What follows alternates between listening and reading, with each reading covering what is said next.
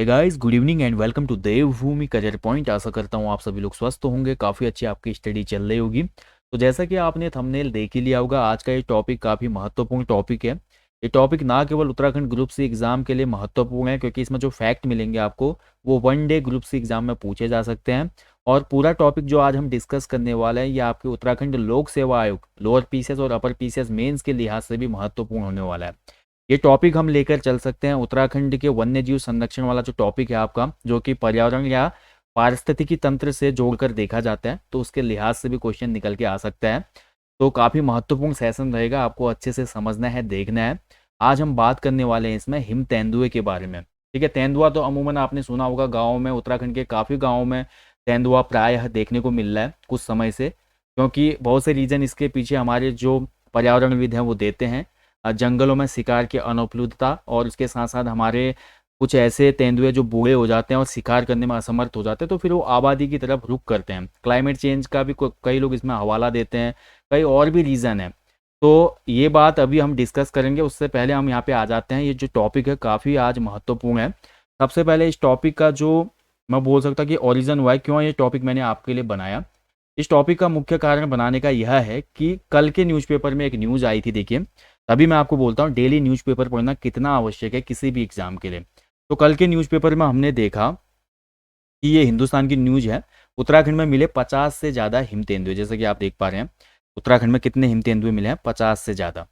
यानी कि अभी ऑफिशियल काउंटिंग कंप्लीट नहीं हुई है वन विभाग की। ठीक है, 50 से ज़्यादा तो काउंट हो चुके हैं, ये बोला गया है, लेकिन फाइनली अभी कितने इसके आंकड़े आएंगे, फाइनल जो स्टेटिक्स हैं वो रिवील होना बाकी है अभी। तो देखिए, उत्तराखंड में जो हिम तेंदुए हैं इसकी लोकेशन की भी बात करेंगे, लेकिन थोड़ा एक ब्रीफ इंट्रोडक्शन अबाउट हिम तेंदुए के बारे में आपको जानना जरूरी है कि हिम तेंदुआ क्या होता है। तो हिम तेंदुए की मैं बात करूं, देखिए, हिम तेंदुए की जो वैश्विक स्थिति के हिसाब से हम देखें, प्राकृतिक आवास जो है वो मध्य और दक्षिण एशिया के पर्वतीय क्षेत्र हैं। ठीक है, मध्य और दक्षिणी एशिया के पर्वतीय क्षेत्र हैं, और मुश्किल से 12 देशों में ये हिम तेंदुआ पाया जाता है। ठीक है, 12 देशों में देखने को मिलता है। और वहीं बात करते हैं भारत में हिम तेंदुए की भौगोलिक स्थिति। तो भारत में हिम तेंदुए की भौगोलिक स्थिति दो भागों में हम बांट सकते हैं। पहला है हमारा पश्चिमी हिमालय। तो पश्चिमी हिमालय के अंतर्गत जम्मू कश्मीर, लद्दाख और हिमाचल प्रदेश। ठीक है, जम्मू कश्मीर, लद्दाख और हिमाचल प्रदेश में हमको, वैसे अब लद्दाख और हिमाचल होना चाहिए जम्मू की जगह, लद्दाख हिमाचल की रेंज में हमको देखने को मिलता है। और पूर्वी हिमालय की मैं बात करता हूँ तो इसमें उत्तराखंड, सिक्किम और अरुणाचल प्रदेश में हिम तेंदुए प्रायः देखने को मिलते हैं। ठीक है, अब जो तेंदुआ हमारा नॉर्मली तेंदुआ होता है जंगल वाला, उसी के तरह हिम तेंदुआ भी होता है। शारीरिक बनावट की भी मैं बात करूँ सेम होता है, बट अंतर इतना सा है कि जो हिम तेंदुआ होता है इसका प्राकृतिक आवास हिमालय है। हिम तेंदुआ खाद्य श्रृंखला में मैं बोल सकता हूँ शीर्ष शिकारी के रूप में अपनी स्थिति के कारण पहाड़ के पारिस्थितिकी तंत्र के स्वास्थ्य संकेत के रूप में भी काम करता है। जैसे आपने पढ़ा है ना, जो लाइकेन होता है, लाइकेन केवल उसी प्लेस में आपको देखने को मिलेगी जहाँ पे पॉल्यूशन बिल्कुल लेस होता है। लाइकेन पॉल्यूशन इंडेक्स होते हैं या इंडिकेशन होते हैं, ठीक है, सूचक होते हैं। तो वैसे ही हिम तेंदुआ जो है, अगर ये प्राकृतिक आवास में अपना पाया जा रहा है अच्छे से, तो वहाँ पे कोई भी हमें खतरा नहीं है। जो हमारी चेन चल रही है वो काफ़ी अच्छी है इन्वायरमेंट के हिसाब से हम देखें। बट हाल में ही कुछ सालों पहले इनकी संख्या में गिरावट आई, और अभी हम इन पे ये भी बात करेंगे कि इनको IUCN की कौन सी लिस्ट में रखा गया है। ठीक है, IUCN तो आप सभी लोग जानते ही होंगे, जिसमें प्रायः लिस्ट बनाई जाती है जो हमारे लुप्त प्राय हैं या जो हमारे रेड डाटा बुक संबंधित है, सभी इसी से रिलेटेड हैं। तो इस पर भी हम डिस्कस करेंगे। तो करंट अफेयर्स के इस टॉपिक में आज हम सबसे पहले एक हर्ष का विषय तो ये है कि उत्तराखंड में कहीं ना कहीं हिम तेंदुओं की संख्या में बढ़ोतरी देखने को मिली है। ठीक है, तो देखिए, कभी भी ऐसा होता है पर्यावरण का कोई भी, मैं तभी बोलता हूँ अपडेट रहना इसलिए आवश्यक है कि पर्यावरण में कहीं पे भी कुछ अभूतपूर्व उपलब्धि हमें प्राप्त हो रही है या वन्य जीवों की संख्या में वृद्धि हो रही है, नया कोई भी हमारा एनिमल कॉरिडोर खुल रहा है, या उनसे संबंधित कोई भी नई पार्क की या कोई भी गार्डन वगैरह की स्थापना होती है, हर्बल गार्डन या कोई भी इस तरह की, तो इनसे अपडेट होना आवश्यक है आपको। खासकर जो हमारे ऊपर लेवल के एग्जाम होते हैं, राज्य लोक सेवा आयोग के एग्जाम होते हैं, उसके लिए महत्वपूर्ण सेशन हो जाते हैं। ठीक है, तो उत्तराखंड के उच्च हिमालयी क्षेत्रों में ये पाया जाता है, ये आपको याद रखना है। और एक और महत्वपूर्ण पॉइंट मैं आपको यहाँ पे इंक्लूड करना चाहूँगा इस टॉपिक में। मैंने बताया कि ये 12 देशों में इसकी हमको लोकेशन मिलती है, 12 देशों में पाया जाता है ये हिमालयी जोन के और उसके आसपास के जो कंट्रीज़ हैं। मध्य और दक्षिणी एशिया के पर्वतीय क्षेत्र में पहले बता चुका हूँ। भारत में अब मैं बता चुका हूँ कौन कौन राज्यों में मिलता है ये। और यहाँ पर एक पॉइंट ये बनता है कि हिम तेंदुए की वैश्विक राजधानी किसे कहा जाता है। तो जो स्नो लीपर्ड है, स्नो लीपर्ड का अगर मैं वैज्ञानिक नाम की बात करूँ तो इसका वैज्ञानिक नाम है पैंथेरा अनकिया। ठीक है, पैंथेरा अनकिया इसका वैज्ञानिक नाम है। और वहीं बात करते हैं हिम तेंदुए की वैश्विक राजधानी किस प्लेस को कहा जाता है। वेरी इंपॉर्टेंट पॉइंट है भाई, ये क्वेश्चन बन सकता है कि हिम तेंदुए की वैश्विक राजधानी किसे कहा जाता है। तो global capital of snow leopard is called, जो हमारा लद्दाख में अवस्थित एक बहुत बड़ा राष्ट्रीय उद्यान है जिसको हम जानते हैं हिमिस राष्ट्रीय उद्यान के नाम से। तो जो हिमिस राष्ट्रीय उद्यान है इसको हिम तेंदुए की वैश्विक राजधानी भी कहा जाता है। जैसे आप पढ़ते ना, योग की वैश्विक राजधानी किसे कहा जाता है, तो योगा की वैश्विक राजधानी ऋषिकेश को कहा जाता है, क्योंकि ऋषिकेश में योगा का प्रचार प्रसार व्यापक पैमाने पे हुआ है। वैसे ही हिमिस जो राष्ट्रीय उद्यान है वहाँ पर हिम तेंदुए की काफ़ी ज़्यादा मौजूदगी देखने को मिलती है। ठीक है, तो इसलिए इसको बोला जाता है, ध्यान रखेंगे। अब हम बात करते, देखिए प्रदेश में पिछले 1 साल से हिम तेंदुए की गणना चल रही है। ठीक है, अभी तक इनकी कोई गणना नहीं हो पाई थी, इसलिए इनकी जो आधिकारिक जो संख्या है और जो इनके प्राकृतिक आवास स्थल है इनके बारे में कोई भी डेटा वन विभाग के पास अभी तक, या भारतीय वन्य जीव संस्थान जो है हमारा, इसके पास अवेलेबल नहीं है। लेकिन वन विभाग के द्वारा ये जानकारी दी गई है, गवर्नमेंट के द्वारा ये जानकारी दी गई है कि जल्द ही इसके ऑफिशियल जो आंकड़े हैं उनको रिलीज किया जाएगा। ठीक है, जो हमारे डॉक्टर पराग मधुकर धकाते हैं, चीफ वाइल्ड लाइफ वार्डन, उनके द्वारा भी ये जानकारी कंफर्म की गई है कि प्रदेश में हिम तेंदुए की पहली बार कराई जा रही गणना का काम लगभग पूरा हो गया और गणना के मुताबिक अभी तक इनकी संख्या 50 से अधिक पाई गई है। जल्द ही इनकी ऑफिशियल जो नंबर्स हैं वो रिवील कर दिए जाएंगे। ठीक है, वो सभी के सामने पब्लिक कर दिए जाएंगे। तो ऐसा बोला गया हमारा डॉक्टर पराग मधुकर धगाते के द्वारा। ठीक है, तो अब हिम तेंदुओं से जुड़े हुए अन्य कुछ महत्वपूर्ण तथ्यों को अगर हम देखें तो वो तथ्य काफ़ी महत्वपूर्ण हो जाते हैं आपके लिए। ठीक है, ये वनडे एग्जाम के लिए भी फैक्ट स्पेशली आपके काम आने वाले हैं। तो सबसे पहले तो आप नोट क्या करेंगे कि हिम तेंदुए का जो प्राणी वैज्ञानिक नाम है वो क्या है। तो हिम तेंदुए का वैज्ञानिक नाम है पैंथेरा अनकिया। ठीक है, और इसकी जो वैश्विक राजधानी कहलाती है वो हमारी हेमिस। और हेमिस के बारे में एक और मैं बात बोलना चाहूँगा, हेमिस नेशनल पार्क भारत का सबसे बड़ा राष्ट्रीय उद्यान है। हेमिस नेशनल पार्क भारत का सबसे बड़ा राष्ट्रीय उद्यान भी है क्षेत्रफल के अकॉर्डिंग। आप कुछ इंपॉर्टेंट फैक्ट्स के बारे में बात कर लेते हैं। तो आप समझ गए ना, हिम तेंदुआ सेम होता है। हिम तेंदुआ एक इंडिकेशन है पहाड़ी क्षेत्रों में जो हिमालय के बर्फीले क्षेत्र हैं, क्योंकि कलर भी ऐसा ही होता है हिम तेंदुए का, बर्फ की तरह ही। और जो नॉर्मल लीपर्ड होता है वो तो आपने देखा ही होगा न्यूज़पेपर में या बुक्स वगैरह में। तो हिम तेंदुआ अभी मैं आपको दिखा देता हूँ इमेज में। ठीक है, थोड़ा नीचे जाना पड़ेगा हमने। तो ये है, देखिए हिम तेंदुआ अगर आप ध्यान से देखते हैं तो ये ऐसे टाइप का होता है इसका कलर। ये मैच करता है, थोड़ा वाइटिस होता है इसकी जो बॉडी में, जो बोल सकते हैं ना कलर होते हैं। बाकी जो धब्बे वगैरह होते हैं सेम लाइक लीपर्ड की तरह ही होते हैं, बट स्किन में डिफरेंस यही है, हेयर कलर का डिफरेंस है। इसलिए ये देखिए इसको इंडिकेशन के रूप में ले जाते हैं कि हिमालय क्षेत्र में अगर ये पाया जा रहा है तो यानी कि बहुत अच्छा वहाँ पे अभी जो हमारा इकोसिस्टम है वो ठीक ठाक है। ठीक है, फूड चेन में सभी घटक महत्वपूर्ण माने जाते हैं। अगर आपने फूड चेन वाला टॉपिक अच्छे से पढ़ा होगा तो अच्छे से समझ पा रहे होंगे। तो अब कुछ महत्वपूर्ण तथ्यों की मैं बात करता हूँ। देखिए उत्तराखंड राज्य में, देखिए दोस्तों ये करंट अफेयर में हमने डिस्कस भी किया था, देश का पहला हिम तेंदुआ संरक्षण केंद्र उत्तराखंड के भैरव घाटी में लंका नाम की जगह पर बन रहा है। ठीक है, अभी ये इसकी जो अनाउंसमेंट हुई थी 2020 में हुई थी। उस समय सिटिंग जो हमारे चीफ मिनिस्टर थे उत्तराखंड के वो त्रिवेंद्र सिंह रावत जी थे, उनके द्वारा इनोग्रेशन किया गया था इसका, कि पहला जो हमारा हिम तेंदुआ संरक्षण केंद्र बनेगा, यानी कि स्नो लेपर्ड कंजर्वेशन सेंटर, वो लंका नामक प्लेस पे बनेगा। आप देखिए दो चीज़ क्लियर हो गई यहाँ पे, आपका जीके का भी एक पॉइंट सही हो गया कि उत्तराखंड में जो लंका नाम का प्लेस है वो कहाँ पे है, तो ये भैरव घाटी उत्तर काशी में स्थित है। ठीक है, और जहाँ पर ये लंका नामक प्लेस पे ये पहला हिम तेंदुआ कंजर्वेशन सेंटर बन रहा है, तो ये हमारा गंगोत्री नेशनल पार्क का मुहाना माना जाता है। यानी कि गंगोत्री नेशनल पार्क बहुत बड़ा है, उत्तराखंड का क्षेत्रफल में सबसे बड़ा राष्ट्रीय उद्यान है गंगोत्री नेशनल पार्क, जिसकी स्थापना कब हुई थी, 1989 में। ठीक है, और इसी का मुहाना, मुहाने का मतलब होता है कि यहीं पर से गंगोत्री नेशनल पार्क शुरू होता है। तो यहाँ पर जो लंका नामक प्लेस है यहाँ पर बनेगा पहला हिम तेंदुआ संरक्षण केंद्र। तो स्टैटिक पॉइंट मिल गया ना आपको, एक फैक्ट बन गया कि उत्तराखंड में जो पहला देश का हमारा हिम तेंदुआ संरक्षण केंद्र बन रहा है कहाँ पे बना है। बेसिक प्लेस भी याद हो गया आपको, लंका, ये भैरव घाटी में, और ये जनपद पूछा जाएगा तो उत्तरकाशी। और ये किस नेशनल पार्क के अंतर्गत आता है, क्वेश्चन यहाँ से भी निकल सकता है, तो ये आता है हमारा गंगोत्री राष्ट्रीय उद्यान के अंतर्गत। ठीक है, चलिए अब आगे बढ़ते हैं। अगला जो पॉइंट है देखिए, हिम तेंदुए की सुरक्षा के लिए राज्य में सर्वप्रथम 1990-91 में स्नो लेपर्ड योजना आरंभ की गई थी। ये परीक्षा वाले का फैक्ट है। आप आसानी से परीक्षा वाले में इसको देख सकते हैं। तो 1990-91 में स्नो लेपर्ड योजना शुरू की गई थी। ठीक है, वहीं मैं भारत में बात करता हूँ तो भारत में देखिए, भारत में हिम तेंदुआ परियोजना कब शुरू हुई? ये तो पहले ही शुरू हो गई थी, लेकिन व्यापक पैमाने पर भारत में हिम तेंदुआ परियोजना शुरू की गई थी 2009 में। इस पॉइंट को भी नोट कर लेंगे। 2009 में हिम तेंदुआ और उनके निवास स्थान को संरक्षण देने के लिए एक समावेशी और सहभागी जो दृष्टिकोण को बढ़ावा देने के लिए सरकार ने पहल शुरू की थी, इसका नाम था हिम तेंदुआ परियोजना 2009। ठीक है, ध्यान रखेंगे, इसको अच्छे से याद रखना है आपने।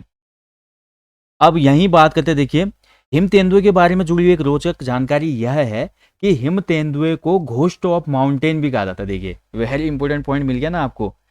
किस प्राणी को बोल सकते हैं कि किस इनमें से किस बोल सकते हैं इनमें से किस पशु को घोस्ट ऑफ माउंटेन कहा जाता है? ठीक है, तो ये कहा जाता है हमारा हिम तेंदुए को, क्योंकि ये बहुत कम दिखाई देता है, इसको एकदम से देख पाना बहुत मुश्किल है, क्योंकि बर्फीले क्षेत्र के ही जो बर्फीले क्षेत्र का एक बोल सकते हैं ना, जैसा हमको दृश्य दिखता है उसी के आसपास का इसका बॉडी कलर भी होता है, तो उसमें देख पाना इसको थोड़ा मुश्किल रहता है, इसलिए इनको घोस्ट ऑफ माउंटेन भी कहा जाता है।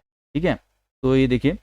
और अगला जो पॉइंट आता है दोस्तों, अगला पॉइंट बोलता है कि प्रदेश में जो हिम तेंदुआ है ये 3000 से लेकर 4500 मीटर तक की ऊंचाई में नंदा देवी जैव विविधता क्षेत्र में, Gangotri national park, Askot wildlife sanctuary आदि क्षेत्रों में पाए जाते हैं। उत्तरकाशी और पिथौरागढ़ में ये अधिक संख्या में देखे गए हैं। ठीक है, लेकिन मैक्सिमम नंबर की मैं बात करूँ तो उत्तरकाशी में सर्वाधिक देखने को मिलता है हिम तेंदुआ। ओके, हिम तेंदुआ के आवास क्षेत्र से संरक्षण के लिए सिक्योर हिमालय नाम से एक परियोजना जारी है, और ये पुराना हमारा करंट का एक यहाँ पे लाइन ऐड हो गई है। ठीक है, ये 2020 की लाइन थी कि हिम तेंदुओं के लिए सिक्योर हिमालय की एक परियोजना जारी है, जिसके तहत इनकी गणना का काम शुरू होगा, जिसके संदर्भ में ये कल की न्यूज आई थी, ये हमने डिस्कस कर लिया। ठीक है, कैमरा ट्रैप के जरिए इनकी गणना होती है, कैमरा ट्रैप लगाए जाते हैं, और ट्रैक मतलब जैसे आपने बिग बॉस देखा ना, बिग बॉस में हमारे पार्टिसिपेंट को पता नहीं होता कि घर में कहाँ पर कोई कैमरा लगा है, ऐसे जंगल में भी बहुत जगह कैमरा ट्रैप लगाए जाते हैं, तो पशुओं को उसमें कैप्चर किया जाता है। ठीक है, और धारियों की संख्या, जो इनके शरीर में धारियां होती हैं, उनसे पता चलता है कि ये कौन सा है, अलग अलग कैसे पहचानेंगे नहीं तो। ठीक है, लेकिन जो हमारे प्राणी विज्ञान विशेषज्ञ होते हैं वो पहचान लेते हैं इनकी फोटो के हिसाब से, क्योंकि इनके शरीर में जो धारियां होती है, जैसे मनुष्य के फिंगरप्रिंट सेम नहीं होते, वैसे ही इनकी भी जो शरीर की धारियां होती हैं या धब्बे होते हैं वो समान नहीं होते, तो इसके आधार पर इनकी काउंटिंग हो जाती है। ठीक है, अब यहाँ पे देखिए बोला जा रहा है कि अभी तक प्रदेश में 86 हिम तेंदुए होने का अनुमान है, लेकिन कल की जो न्यूज आई है उसमें ये बोला गया है कि इस समय प्रदेश में कितने मिले हैं, लगभग 50 तो कन्फर्म है। अभी जो आधिकारिक संख्या है वो जल्दी ही जारी होगी। ठीक है, तो 50 लेकर आपने चलना है। अभी जो इसके बारे में आगे न्यूज़ बनेगी, या जो हमारे वन्य जीव संस्थान या वन विभाग के द्वारा ऑफिशियल आंकड़े जारी होंगे, तब हम क्लियर कर पाएंगे कि इनकी संख्या कितनी है। ठीक है, तो ये आपको याद रखना है। अब बात करेंगे जो तेंदुए हैं, हिम तेंदुए, इनकी सुरक्षा स्थिति क्या है विदेश में, कैसे इनकी सुरक्षा की जाती है, इनकी सुरक्षा के लिए क्या क्या प्रयास हैं, तो ये मैं पहले आपको क्लियर कर दूं। देखिए हिम तेंदुआ जो है, हिम तेंदुआ भी हमारा IUCN की जो है विश्व संरक्षण प्रजातियों के रेड लिस्ट में सूचीबद्ध किया गया। ठीक है, ये भी सूचीबद्ध है रेड लिस्ट में। रेड लिस्ट का मतलब होता है जहाँ पर हमारी जो प्रजातियाँ हैं वो कहीं ना कहीं खतरे में हैं। यही होता है ना, रेड डाटा बुक आपने पढ़ा होगा, IUCN के द्वारा जारी किया जाता है। इसमें उन प्राणियों का या बोल सकता हूँ उन वनस्पतियों का जिक्र होता है जिनका अस्तित्व खतरे में है, तो यहाँ पर IUCN की रेड लिस्ट में सूचीबद्ध है। इसके अलावा ये लुप्त प्राय प्रजातियों के जो अंतर्राष्ट्रीय व्यापार पर कन्वेंशन है, जहाँ से क्वेश्चन एक बार बना भी था एग्जाम में आपका। ठीक है, तो अंतर्राष्ट्रीय व्यापार पर जो कन्वेंशन है CITES, तो इसके परिशिष्ट वन में भी ये सूचीबद्ध किया गया है, यानी कि इसके इसके शिकार पे, इसके अंगों के व्यापार पे इस तरह से मनाही होती है, ये अवैध माना जाएगा। ठीक है, तो इसके जो अंग हैं, फर है, इसका फर जो है बहुत ज़्यादा इंटरनेशनल मार्केट में इसकी बहुत कीमत है। ठीक है, अभी आपने एक मूवी देखी होगी साउथ की, उसमें आपने देखा रेड सैंडल काफ़ी ज़्यादा चर्चा में आ गया, वहाँ से भी अब क्वेश्चन बन सकता है, क्योंकि काफ़ी ज़्यादा चर्चा में आ गया। एक साउथ की एक मूवी आई थी हाल में, Pushpa movie, Pushpa Raj I think कोई मूवी थी, उसमें रेड सैंडल दिखाया गया था, जिसकी हमारी चाइना समेत जो हमारे यूरोपियन कंट्रीज़ हैं वहाँ पे काफ़ी ज़्यादा मांग है इसकी, क्योंकि इससे बहुत से प्रसाधन से संबंधित चीज़ें बनती हैं और इसके अलावा कुछ मेडिसिन वगैरह भी बनती हैं। ठीक है, ऐसे ही इंटरनेशनल मार्केट में जो स्नो लेपर्ड है, इसके फर की जो मांग है बहुत ज़्यादा है, क्योंकि उससे बहुत प्रीमियम क्वालिटी के ब्रांडेड कपड़े, जैकेट वगैरह बनते हैं, और बड़े लोगों के लिए अफोर्ड करना आसान है क्योंकि पैसा है उनके पास, तो इसलिए मांग ज़्यादा रहती है। उसके साथ साथ इसकी हड्डी और मांस का भी अवैध व्यापार करना क्या किया गया है, प्रोहिबिटेड किया गया है, किसके द्वारा, CITES कन्वेंशन के द्वारा, ठीक है। इसके अलावा यह भारतीय वन्यजीव संरक्षण अधिनियम 1972 की अनुसूची 1 में सूचीबद्ध है। तो देखिए भारत में जो वन्यजीव संरक्षण अधिनियम आया 1972 में आया, और इसकी सूची 1 में भी इसको अधिसूचित किया गया है। इसके अलावा देखिए कन्वेंशन ऑन माइग्रेटरी स्पीसीज में भी ये सूचीबद्ध है, जो कि विश्व स्तर पर और भारत में प्रजातियों को उच्चतम संरक्षण प्रदान करता है, ठीक है। और कई देशों की सीमा के भीतर ये राष्ट्रीय कानूनों द्वारा भी संरक्षित है। यानी कि ये तो थे इंटरनेशनल लॉज जिनके द्वारा ये सूचीबद्ध था, IUCN की रेड डाटा बुक में, CITES के अंतर्राष्ट्रीय व्यापार पर कन्वेंशन में, ठीक है, और कन्वेंशन ऑन माइग्रेटरी स्पीसीज में भी ये सूचीबद्ध है। इसके अलावा हमारे देश में भी इससे संबंधित कानून है बहुत से, जो कि हम डिस्कस कर चुके हैं, ठीक है। और वहीं भारत में संरक्षण के मैं प्रयास की बात करूं तो भारत में आपको 2013 में वैश्विक हिम तेंदुआ एवं पारिस्थितिकी तंत्र संरक्षण कार्यक्रम शुरू किया गया था 2013 में।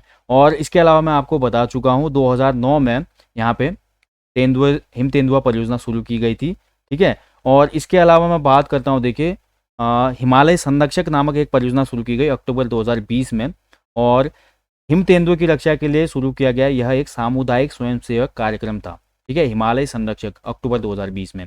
और वैसे ही मैं बात करूँ एक और कार्यक्रम था वर्ष 2019 में, स्नो लेपर्ड पॉपुलेशन असेसमेंट, ठीक है। तो ये एक नेशनल प्रोटोकॉल के रूप में लॉन्च किया गया था 2019 में, और इसकी आबादी की निगरानी के लिए इसको शुरू किया गया था। तो ये कुछ इसके संरक्षण के लिए भारत में प्रयास किए गए हैं। और इसके अलावा इसके हिम तेंदुआ संरक्षण प्रजनन कार्यक्रम भी हैं, ठीक है। अभी हमारे जो हिम तेंदुआ संरक्षण केंद्र बन रहा है ये भैरव घाटी लंका में, तो ये भी काफ़ी ज़्यादा महत्वपूर्ण रहेगा आने वाले वर्षों के लिए, ठीक है। तो यहाँ पे भी बहुत से ऐसे काम किए जाएंगे जिससे ये फायदा होगा कि इनकी आबादी में वृद्धि देखने को मिलेगी। ओके, तो ये है दोस्तों हमारा हिम तेंदुए के बारे में जो भी महत्वपूर्ण जानकारी थी। यहाँ पे आपको नोट कर लेना है, जो इसका वैज्ञानिक नाम है वो वेरी इंपॉर्टेंट है, पैंथेरा अनकिया, ठीक है, पैंथेरा अनकिया इसका वैज्ञानिक नाम है। एंड एक और महत्वपूर्ण की पॉइंट हम डिस्कस करेंगे वीडियो के अंत में, कि इसको बचाने के लिए अंतर्राष्ट्रीय लेवल पे देखिए एक हिम तेंदुआ दिवस भी शुरू किया गया, इंटरनेशनल स्नो लेपर्ड डे। तो वर्ष 2013 में एक बिस्केक घोषणा की गई, बिस्केक आपको पता है, ठीक है, शहर है, कैपिटल है। तो बिस्केक घोषणा में ये बोला गया कि 23 अक्टूबर को अंतर्राष्ट्रीय हिम तेंदुआ दिवस मनाया जाएगा, ठीक है। तो हिम तेंदुआ इंटरनेशनल जो स्नो लेपर्ड डे है कब मनाया जाता है, प्रत्येक वर्ष 23 अक्टूबर, ठीक है। तो ये भी एक आपका इंपॉर्टेंट यहाँ पॉइंट होगी,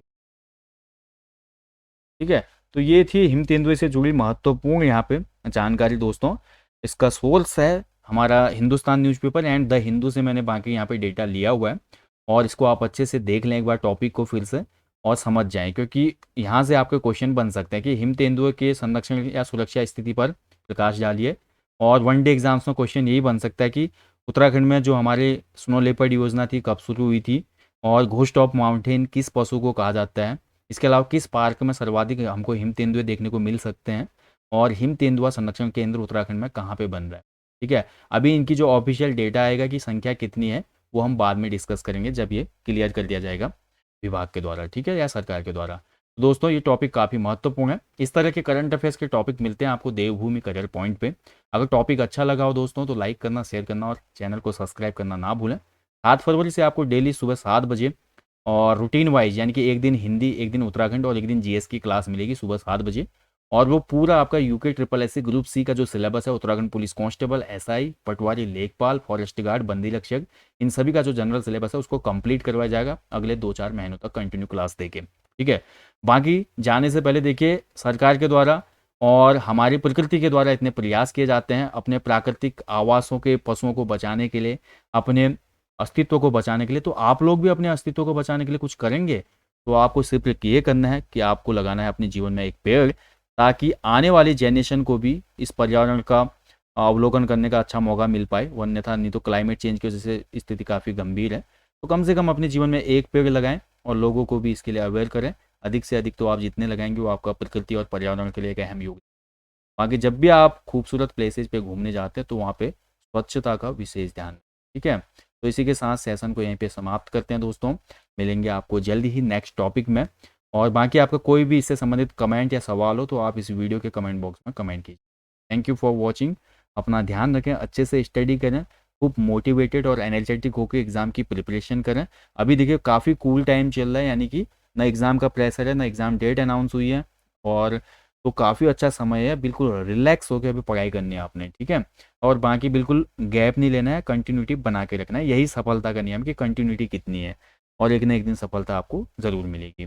चलिए मिलेंगे नेक्स्ट टॉपिक में, अपना ख्याल रखिएगा। जय हिंद, जय उत्तराखंड, शुभ रात्रि।